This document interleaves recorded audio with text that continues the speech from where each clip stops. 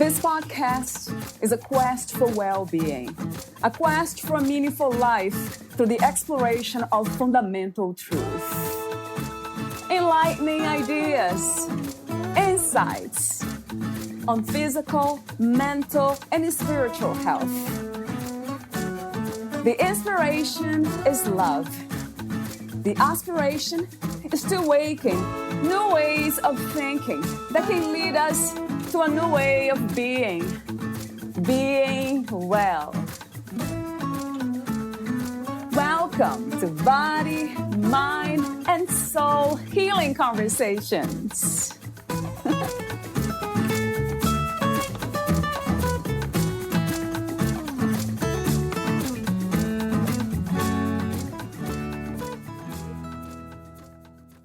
As a health-focused chef, Ellen lives by the well-known motto, "Let food be thy medicine."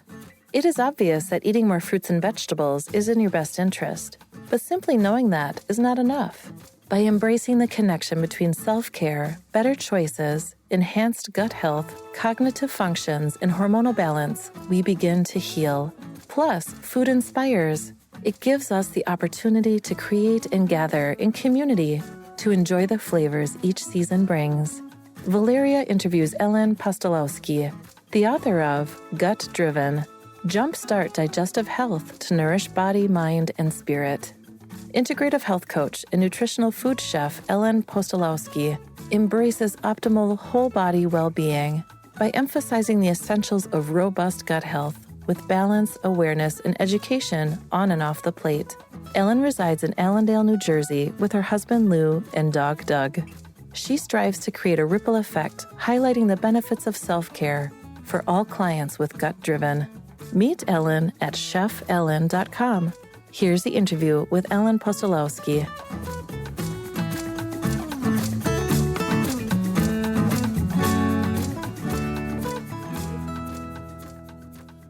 In your own words, who is Ellen Postolowski?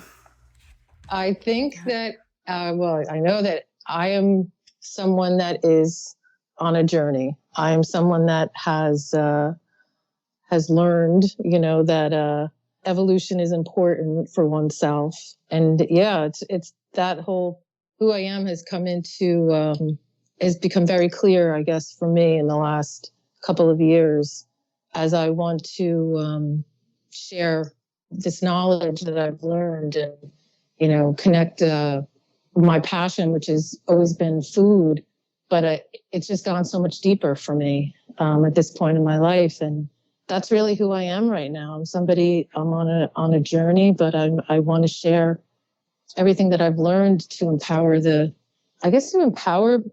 people to take care of themselves in a very whole way. That's a beautiful message that we all need to hear.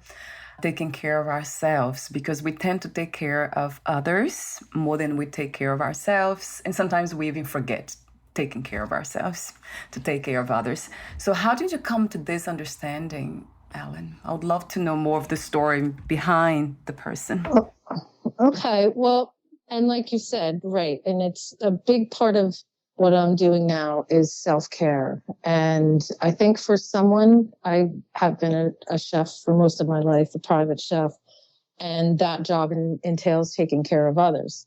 So at some point, several years ago, I feel that it all caught up to me. My reputation is as a healthy chef. And while I was taking care of others and thought that I'm somebody that walks the talk and takes, eats well, but the lack of self-care caught up to me, and it manifested in my body and caused some health issues that fortunately I was able to address. And I still say, I'm always a work in progress, but the attention to self-care for me, I had to tap the brakes on a lot of things that I was doing. And it's often viewed self-care as a selfish thing. But I really believe it's one of the best things you can do for your health is to, and I tell people and clients all the time, think about what an airline stewardess says before you take off. You got to put on your oxygen mask before you can help others. So I've taken that concept of self-care and food and diet and disease, and I've put that into this new book. And it's like the whole process has been so satisfying. And I have to remind myself too all the time, like while writing this book, I got to take a break once in a while and get everything done, the next day or the following day. And right. Yeah. It's almost, for me, there is this component of trust. If I cannot get everything done on one day or at the moment, I just trust life that the next day will be enough to finish Sure. that. So. And that's okay. And that's where, we tend to beat ourselves up and for not getting things done. And like, it has to be okay. It has to be okay to just leave it and enjoy life and do something that makes you happy instead of something that drains you, because if we keep on doing and doing and doing, it creates resentment and anxiety. And, you have to do something because you want to do and it brings you joy. Without that, there comes a lot of negativity. I love when you say that we all need to be reminded of that, because it seems like we have been raised, educated to basically just keep doing. It has been my own culture here in the United States. I see there's so much doing and so little of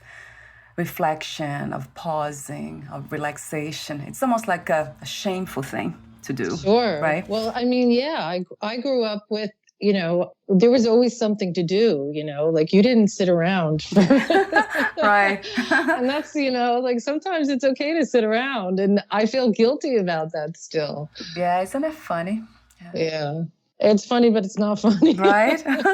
That we are considered lazy if we are not constantly working, overworking. And then that also goes for overthinking. That causes a lot of anxiety, and we are engaging too much with all those activities. So you mentioned your book. Let me mention the title. Your book will be released on February 21st, 2023. And the title is Gut Driven: Jumpstart Digestive Health to Nourish Body, Mind, and Spirit. I love that you included the word spirit there. So I mentioned off record, and I have to say this again. I love that because when we talk about, when I listen to you and so many other guests that I interview here, and then from my own experience, this overdoing has a lot to do with, I have to say, we forget that we are spirits, that we are not just bodies and minds here, that we are also spirit, and we have forgotten that. So let me ask you an open question. What is the spirit to you? What is your relationship with that part of you? I think the spirit in me would be the passion, the purpose, that we talked about. So almost like a light within you, what drives that light, what keeps that light going, and what keeps that spirit that you put out to the rest of the world. What is that light that keeps you going? And for me, it's always been to nourish. So like I said, maybe this goes back to self-care, but I felt like that light was kind of not being, or, like talk about a fire, like if you're not stoking the fire goes out, right? So making the connection and getting back to balancing, my life was out of balance. The more I learned and the more I wanted to figure out what was going on in my life, like figuring out why it was out of balance is a big part of the book too. And it goes back to that body, mind, and spirit, because all those things are important, other than just the food that you're eating. We are all like, I eat so well, but I eat so well, well, let's look at every other part of your life and then tell me how balanced you are, like just anxiety alone is such a driver of an imbalance, because it affects our hormones, and that affects our cognitive functions, and it affects digestion. So putting all those things together, for me, it had to be written this way. Like it had to encompass like all those things together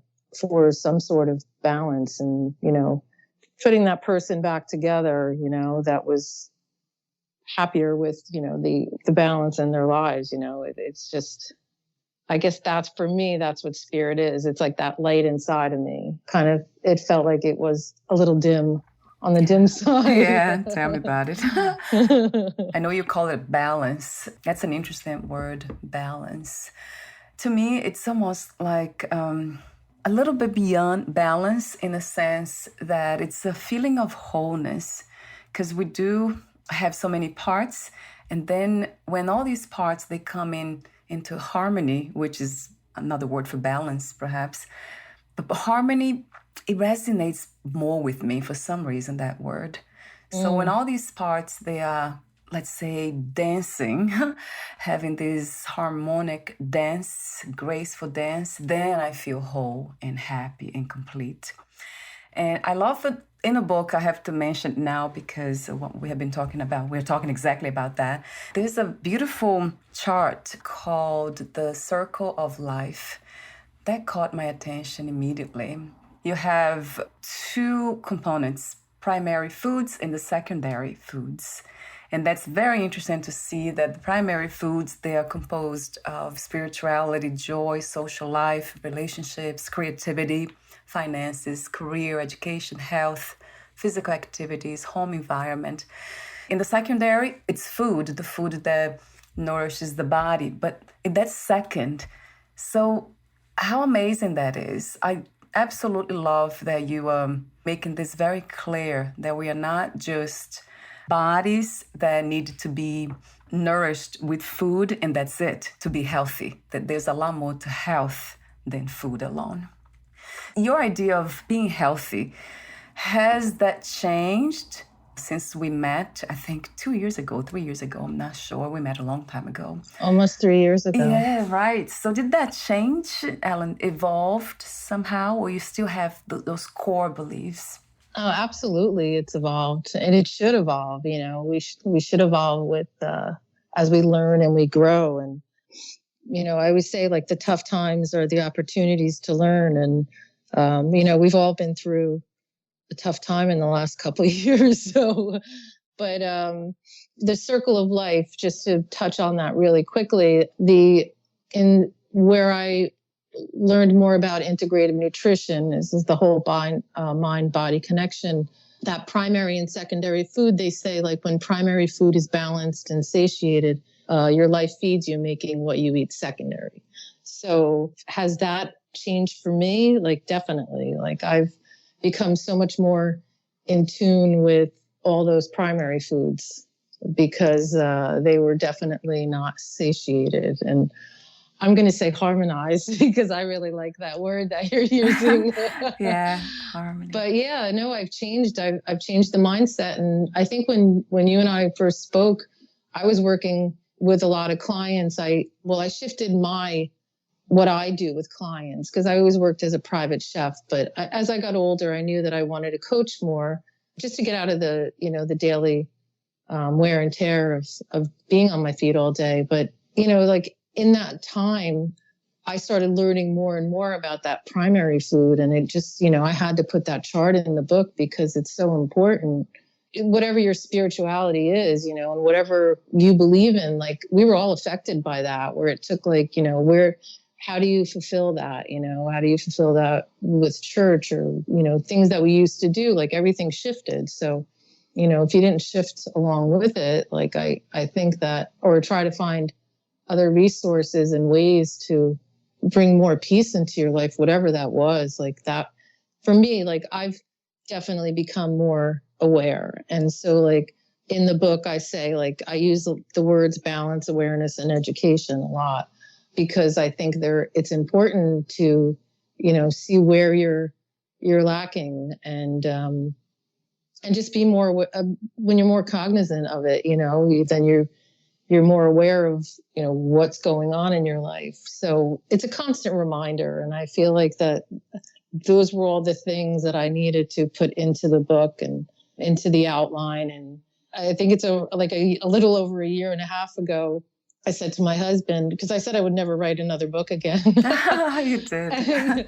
And then a year and a half ago, I was like, I have to write all this down. Like, I needed to get all these thoughts out of my head in the stack of papers into, an outline. And then it became a book. And so here we are, it's a couple of months away from actually being released. That's amazing how whatever our purpose and passion, which it's connected to passion, they don't leave us. It's interesting. They keep knocking until we do what we're supposed to do.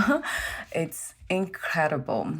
It's like a push, I think. Yeah. And I think that a lot of times it's this uncomfortable feeling and it is pushing you to something greater. And we can't ignore that. The amazing thing about it is that I have noticed with all the people that I talk to, that I work with, in myself, that there's something about helping ourselves and others to uncover this truth about life. It's amazing how it's never really driving us to do things to only help ourselves. It's always sharing that knowledge, that wisdom.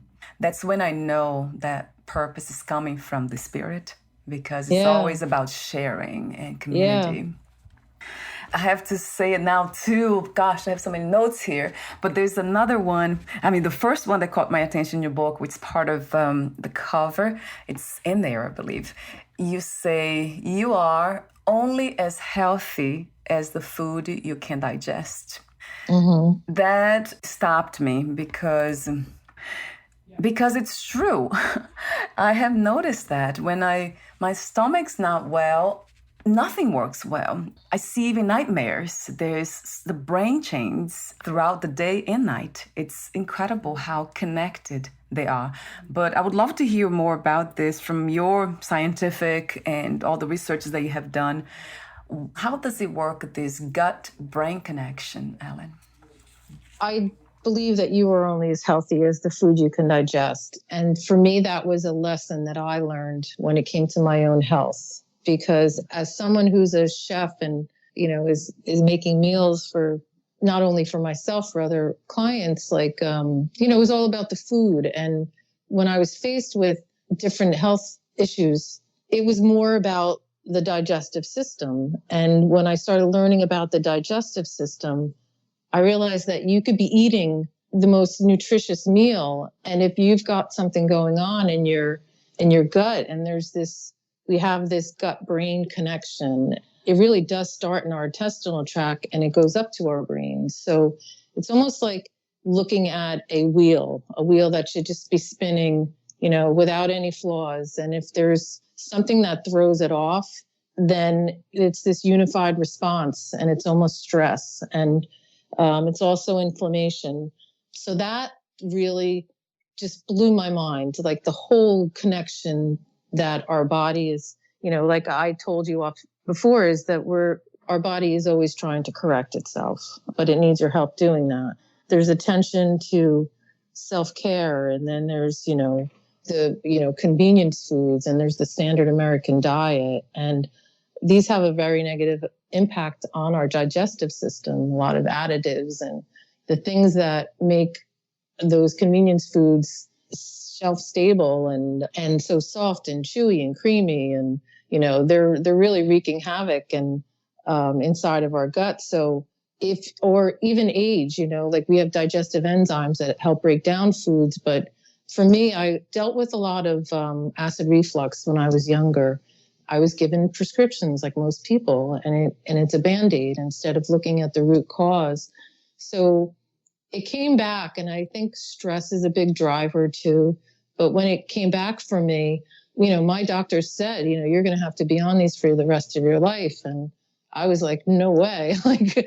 And I was understanding more like the implications of being on long-term meds. And many of us are on these long-term medications, and there's side effects and there's rebound effects. And when I started learning more and more about that, I knew that I had to focus on the part that, your digestion, you can have something called leaky gut where your food is not breaking down properly. And it's sort of what happened to me. I was given a lot of different diagnoses, and it was a little frustrating and, without supportive means, I guess. But like, it's almost like you become malnourished because you're not absorbing all those vitamins and minerals that your body needs. So your body does try to correct itself, but can only do that for so long before, autoimmune and more chronic illness like takes over. So we tend to hear a lot of, you should eat this, you should eat that, you should not eat this, but like at the end of the day, I'm like, it doesn't matter what you're eating, because if you're not breaking it down, like, then, so that was a big part for me to get that statement out there. I mean, I'm glad that it caught your eye, because that was really in my intention. So yeah, we have to break down food for rebuilding and for energy, especially, it's like a car that has no gas in it. And, like those foods, when they don't break down, or if they go into our bloodstream where they don't belong, like that's the beginning of a lot of trouble too for your body. So, and even like the gut brain connection, so when we're not absorbing things and there is a break in that wheel should just be spinning without any flaws, like, then hormonally, you're completely off, and then it affects our cognitive function. It affects our reproductive functions. And it's fascinating what can happen when something is off, like even anxiety and undue stress. I bring a lot of attention to those functions. And I would say, like, our body is trying to correct itself, but, when it gives you these warning signals, it's something that we should not ignore, and we should give it a little bit more attention. In a holistic way, not just taking pills, right? Trying to medicate the symptoms. Sure. So inflammation is something I really talk about a lot.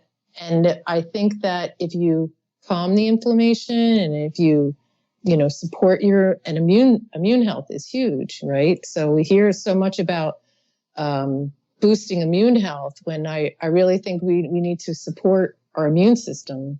It's fighting for us. It really is. It's fighting, and it's reacting to invaders or bacteria or viruses, and even it can react to food. So I definitely mention that too, because it gets to a point where it doesn't know what it's fighting. So it's overreactive. And like you said, when you feel like your stomach's off, then everything else is off, like you're grumpy, or you're sad, or you're depressed, so many other things can stem from that imbalance in our bodies. I love the way you said earlier about the body.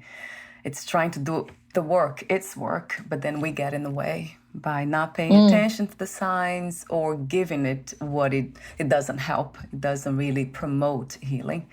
But then it takes a lot of education, self-awareness and education, Ellen, that's for sure. I feel like most of us live with these little symptoms for so long and don't realize that it's like a cry for help, or, so it's a big part there's so many little parts that add up to this really big part, which is gut health. Yeah, right. It's a crucial one. And it's interesting to actually observe that when I think about the gut, the stomach, I think about fear. Oh, anxiety. Anxiety is connected to fear, of course. So every time there's an emotion that's too powerful, then I feel in my stomach. It just doesn't feel good. So it's interesting to see that the connection that you make, and you mentioned anxiety and how it is very important to calm the body. So support the immune system by calming, relaxing the body. And in the book, you actually gave some beautiful suggestions: diaphragmatic breathing, humming, singing, which has to do with, I think, the vagus nerve. The vagus nerve, yeah. And then you talk about laughing, probiotics, of course, meditation, exercise, massage. So I was reading this and thinking, wow, it makes so much sense. Because since I started doing this, instead of only eating healthy and doing my spirituality and then, living my purpose, that really changed the game. It was a game changer. Breathing deeper once in a while throughout the day. Breathing is huge. Yeah. Even, when you mentioned like that gut feeling is like, we do, and we say like, rely on your gut or trust your gut. I found that in my occupation, like when I think about, what I've learned and then think about and apply it to how I was running around like a nut like years ago.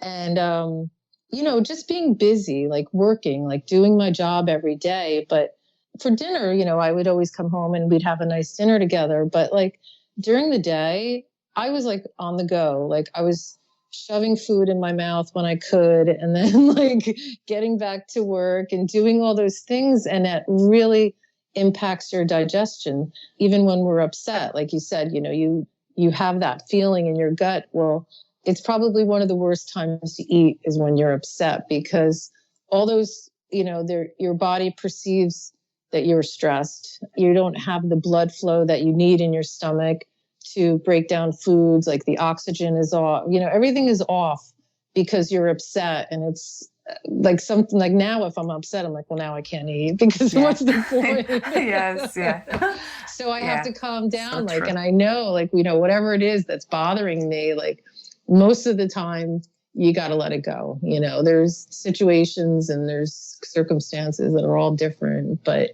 yeah, it's learning all those little things about my digestive processes was such an eye opener that I knew I had to share it, and like you said, it's a big part of it is just like sharing it. And I work one-on-one with clients. So I took this highly personalized program because everybody is so unique, the way that you eat food and your upbringing and what you eat and what I eat, there's so many like theories out there on what everyone else thinks we should be doing. But like when I work one-on-one with clients, I always really reinforce that it has to be what works for you. And that's why in the book, I went back to this plant-based reset program, is just to calm the digestive system and get rid of the inflammation and figure out like what works best for you.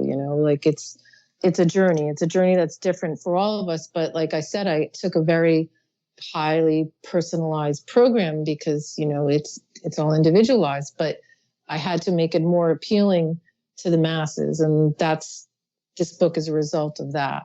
It took a lot of time and it took a lot of little notes but all these little things are so important. And I can see that, all the detail. The word that came to me was generosity. They're very generous in giving so much of the so-called secrets, which is not really a secret. It's out there. A lot of us, we already know this, but it's a reminder. And the way you expose that truth, those pieces of wisdom, health wisdom, it's just so clear. It's very clear. And it reminds us immediately. It did for me immediately. Yeah. But, again, and I think that we try to do everything perfectly, but like a big part of this book is that nothing is or ever will be perfect. That goes back to like letting it go at the end of the day, like trying not to get everything crossed off of your list. And, like sometimes there's not even time to make dinner. So there's a section on, what are better choices for, when you do go out to eat, once you develop this new foundation and this mindset that's more in tune with, how your own body works and, how you got to where you are, or if you're not feeling good, or if you're there are people that live with these symptoms and it could be not sleeping through the night. And so many of us come to this conclusion that, well, I only sleep 2 hours a night, that's not good. Yeah, it doesn't sound good. It really doesn't. How is that restorative? We need rest, rest, and there are coping mechanisms that come into play that when there could be more balance and more harmony in your life, just something as simple as not sleeping, but I hear it a lot. Very good point. So in a way, we get used to not feeling well. And we stay there. We make a habit out of it. That doesn't sound good. That's so true. A lot of it, from my experience, has to do with boundaries. Because I've been aware of these things for so long. But for me, has been kind of really stepping forward and just doing the things that I have to do to take care of myself first before I take care of others. And that takes courage, doesn't it, Ellen? I think it does take courage. I mean, just you saying that is courageous. Like it is, because like I think that self-care is something that we all need to work on a little bit more. Or at least I see it a lot in my practice, is that there's a lot of guilt and excuses. I don't like, and not in a bad way, but there are no boundaries. And maybe that's a better way to say it. There's a part in the book, I call it The Art of Saying No. Yes, that's it. Yeah. It's hard, but it's empowering, because like sometimes you have to put up those boundaries, and you can't do everything else for somebody, because you could be getting taken advantage of too, and because of your generosity or because of your kindness. But just saying no could put up this boundary with and maybe you could teach somebody else a lesson too, like maybe they'll respect you more for it, and give you that space. And, or maybe you could create this, like, and I say it a lot, ripple effect, where, like you share the knowledge. And yeah, that's for me has been very challenging. And I think it has to do with the way I have been brought up by my family, in a sense of a lot of trauma, being abused physically and emotionally. And then I never felt loved. And then when I engaged with relationships, romantic relationships in my life, I was trying to get somebody to love me. Right. And that got myself in a lot of trouble. It still does, actually, I have to say. It's a tough one, because it's that deep programming, this belief system that comes from trauma, that it's okay to say no. It's okay to listen to your own heart, your own wisdom, and say yes to that. It prevents us from resentment, because I see that when I say yes, but I really mean to say no, then I'm suppressing those emotions. That comes out in a very, let's say, imbalanced way. Absolutely. Always does, always. So I'd love to hear from you, since I'm talking about this, about fear, because you did mention about fear, food fear. So the relationship with food. So in my case, it has been with food too, of course. Yeah, I was very much afraid of eating certain foods. Even today, when it comes to sugar, I'm very careful. I'm not afraid of it, but I'm cautious because I know the consequence of that. Talk to me about food fear. How do we learn to identify those fears in us? It's just a fear of when it's becomes something that's more obsessive, can lead to a lot of disorders. And we all know that there's a lot of like food disorders, whether it's like just focusing on one food specifically. And, food is, for me as a chef, I bring people together with food. I love to cook. I love to do it for myself. I'm, the hostess that gets my friends together, and it should be a celebration. Right. When you attach, I see that many people, and I've done this myself, like when you've got that dieting mentality, and then, if it's too perfect or if it's too regimented or restrictive, and then you mess up, then in comes like the shame and the guilt, and it becomes a vicious cycle.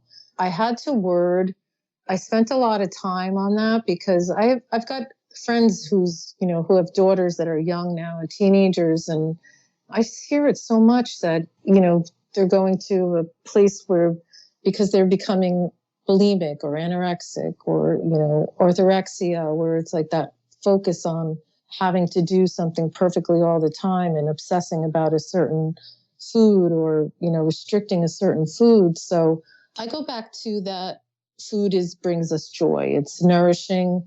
And, there are downfalls to processed foods and processed sugars. Like, I'm a former sugar addict. Like, I thought, but it wasn't doing my body good. But I do enjoy a sweet treat once in a while. So I found better ways to enjoy that.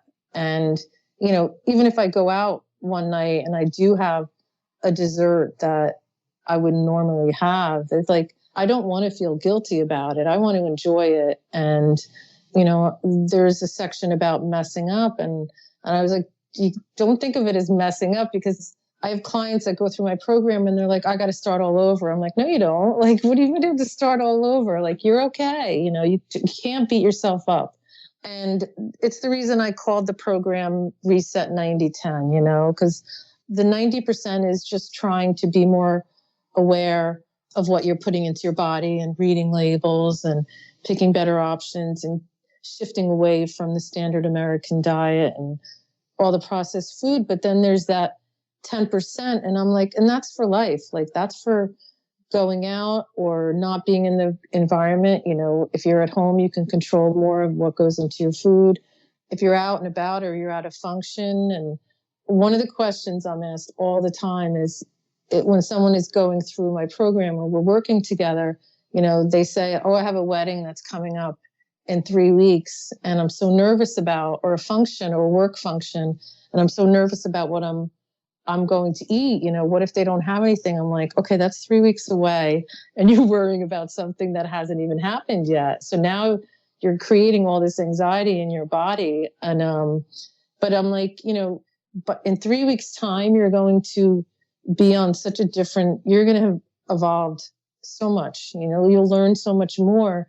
And then when you get there, like, you'll be in the moment and then you figure it out. So it's more like being in that moment and not worrying so much about what's going to happen. And if it does happen, then, oh, well, like, it happened. It's not going to set you back. Like, so I think that when you create, you're more aware and you create this new mindset, and I call it more of like building this new foundation. Like, you have that safety net, your safety net is that what works for you, and then you just go back to it, and that's okay. Like, I try to get away from that food fear. And, there's a lot of information that's out there, and social media is one of the biggest platforms. And, this will clear you, and this one thing is going to clear you, and this other thing. And, it really has to be what works for you. And, what I eat and what you eat might affect us differently. So like that, then it goes back to bio-individuality,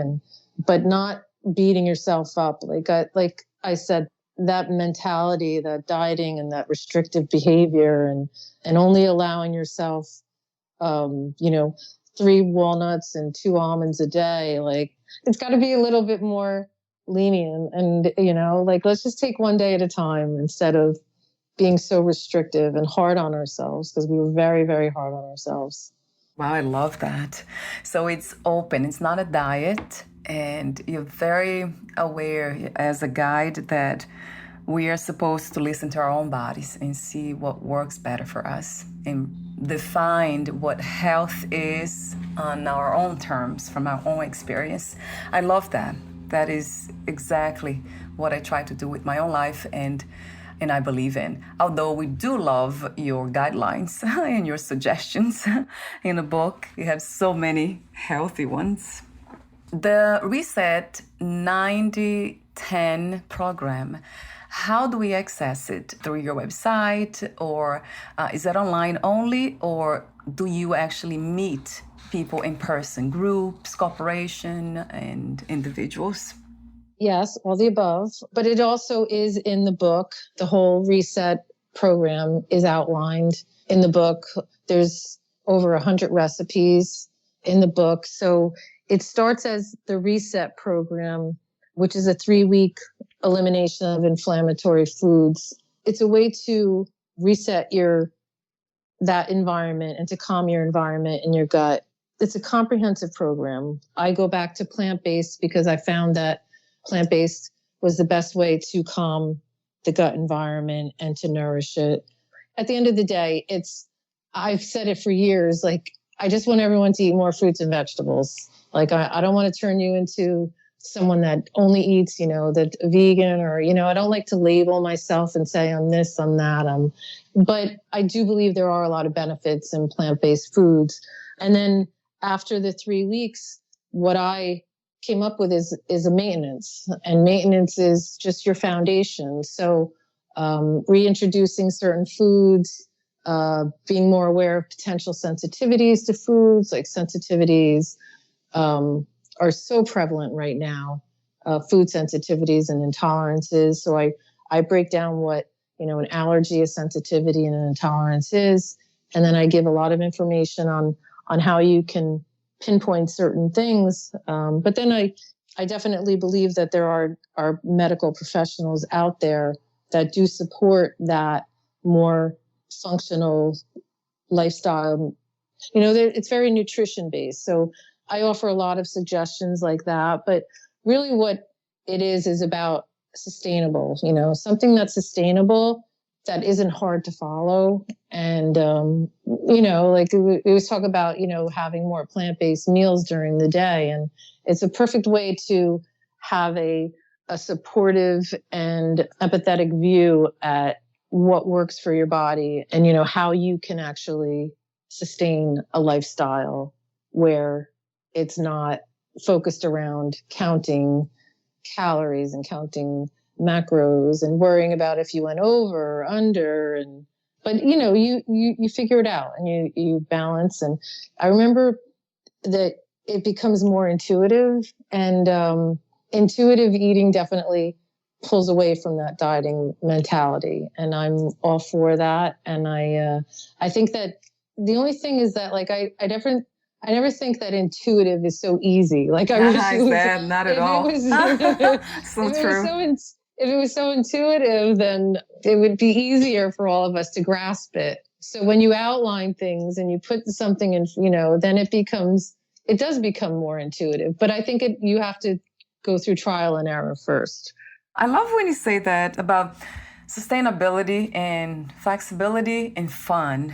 So that's the second principle behind the Reset 90-10. You say that your relationship to food as to life should be fun and flexible. That also caught my attention, deeply, because that is it's a truth that we often forget, that to be fun and flexible, to have fun in life and be flexible. And then the third principle, you will eventually design your own maintenance plan, which you are empowering the people that you guide, your clients, and everybody else who reads the book to do that. And that's also wonderful to know that you actually gave everything, all the protocols within the book. I was under the impression that you left some out, some secrets, so you would give that later in person or within the sessions that you offer, but you actually exposed everything. That's even amazing. Yeah. And I still work, I still work one-on-one, because some people do like the supportive, the one-on-one. So that's always available still. There's a lot of information, and we all grasp things differently, or you're more in tune with it than, say, somebody else. So, like, somebody else might want more support and more clarification. There's questions that come along with it. So, yeah, so I definitely make myself available still to clients for that reason. And I say, like, a big part of, I never realized when I went into this years ago how much people love to talk. Yes, right. And they just want somebody to listen to them. And we never, like, my sessions should be like a half hour. They're always an hour. Yeah. Yeah. They have to be extended. It's so true, because we often have so much to say that we leave unsaid, because we don't have the opportunity. Somebody open to listen to them without judgment. Right. And that's huge. It's so cleansing. People, they feel better. They get things off their chest and realize, like, they're not alone, and that it's just a journey. But,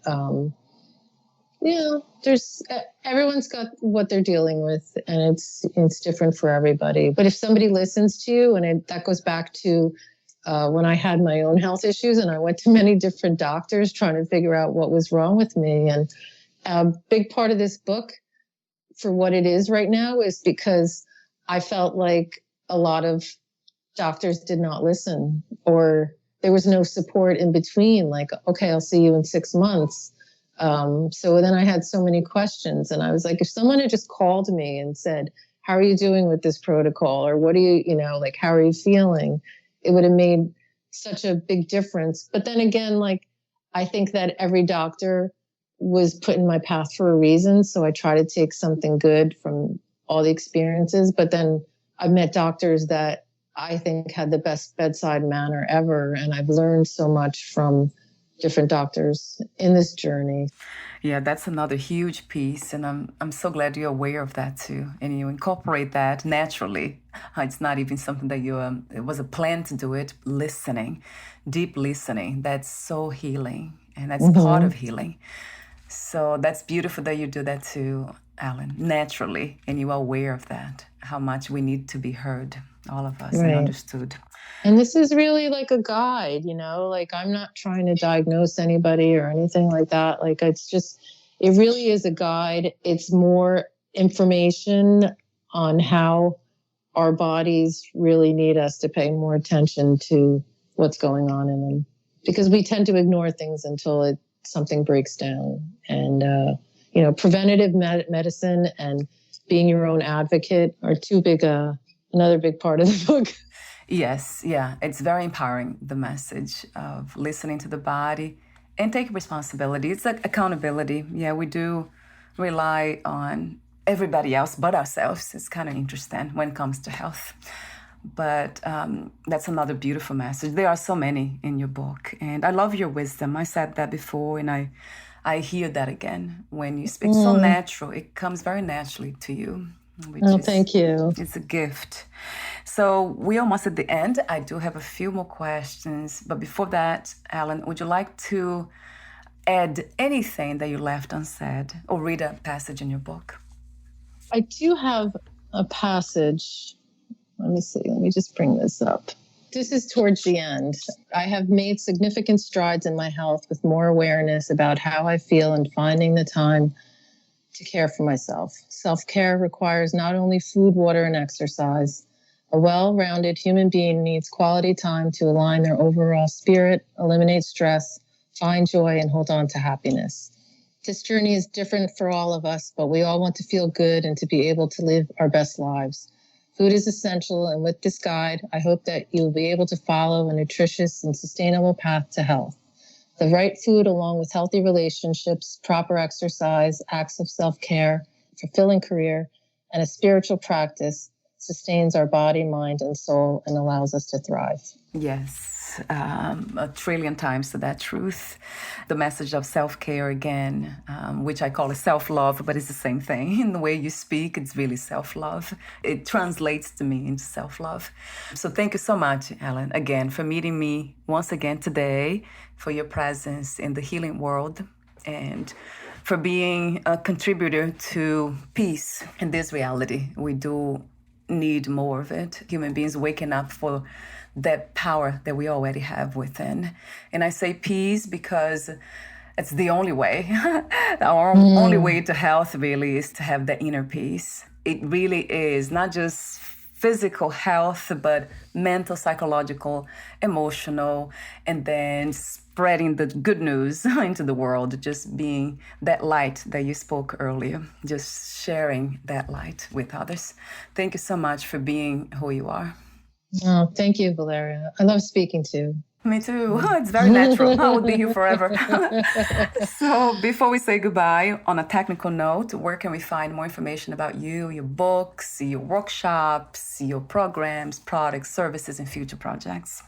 My website is very easy. It's chefellen.com. And I am also very active on Instagram at Chef Ellen.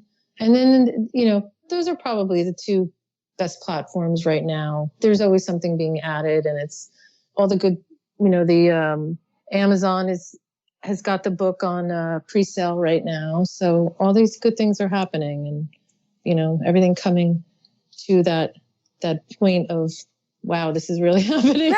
This is really happening, right? Is it? It's almost like a dream coming true. It's hard to believe. I love it. Yes, me too. So I'll have the link of the book on your podcast profile, as well as your website, of course, and the Instagram handle. Thank you so much again, Ellen, and we'll talk soon. Bye for now. Okay. Thank you, Valeria. Thank you.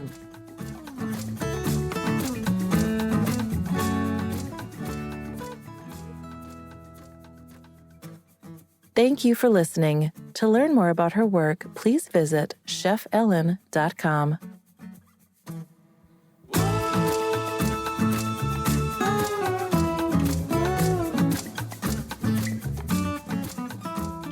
To learn more about this podcast, please visit fitforjoy.org/podcast. Thank you again for listening, and bye for now.